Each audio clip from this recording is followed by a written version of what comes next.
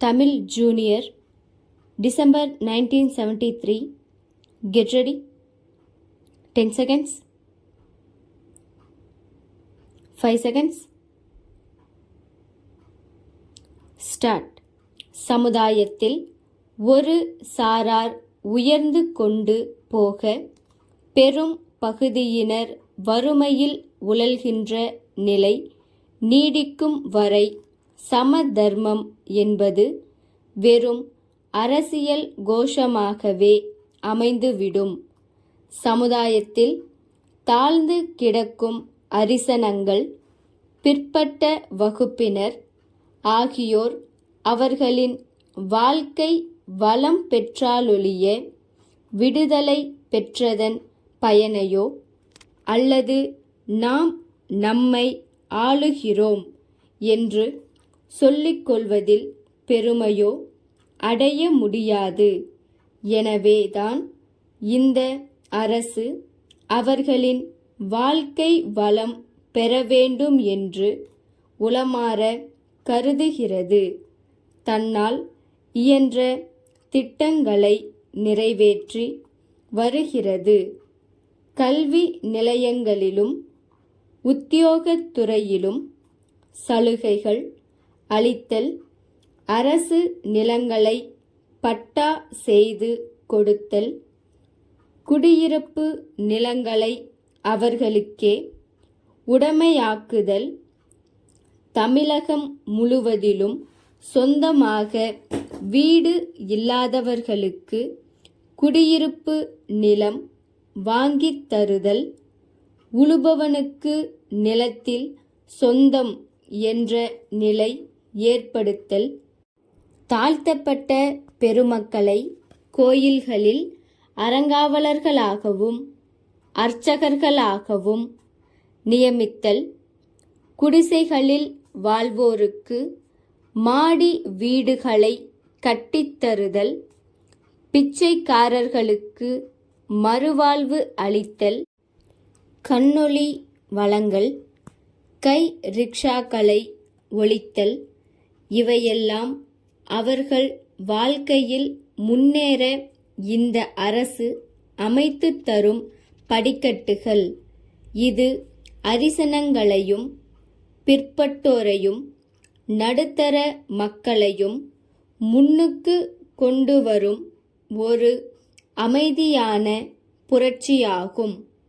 காழ்ப்புணர்ச்சியற்று நடுநிலைமையோடு நோக்கும் எவருக்கும் இந்த அரசின் சாதனைகள் விளங்கும்.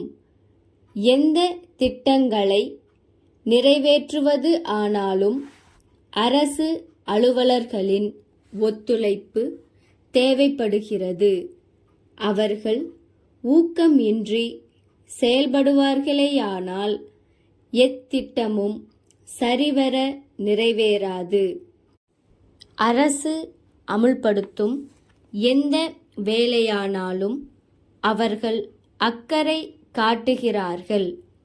சென்ற ஆண்டு இறுதியில் ஏற்பட்ட வெள்ளத்தின் போது மாவட்ட நிர்வாகத்தினரும் அரசின் உயர்தர அதிகாரிகளும் விரைந்து செயல்பட்டதை பாராட்டாமல் இருக்க முடியாது.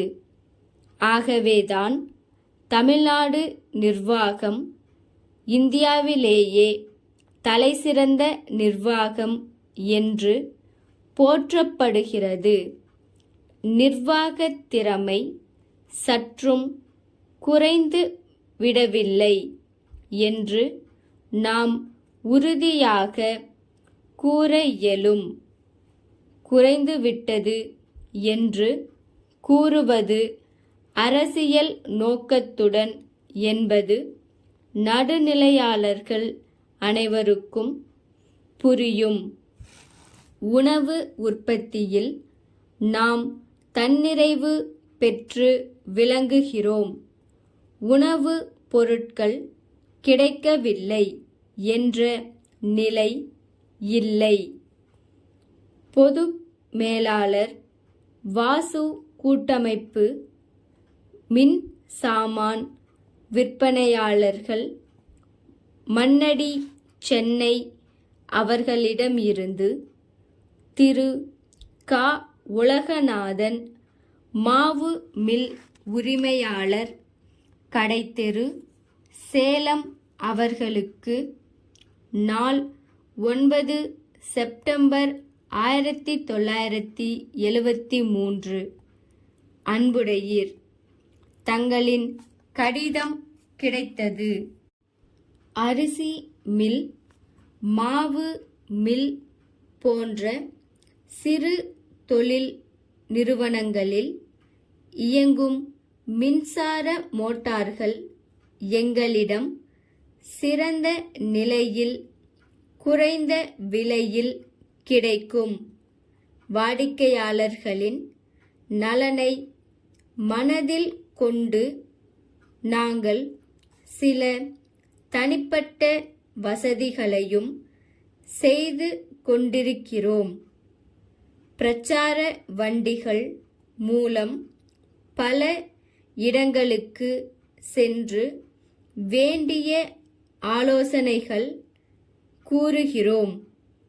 சிறிய ஊர்களில் கூட விற்பனையாளர்களை நியமித்து தேவையான உபரி சாமான்கள் அருகாமையிலேயே கிடைக்க வழி செய்துள்ளோம்.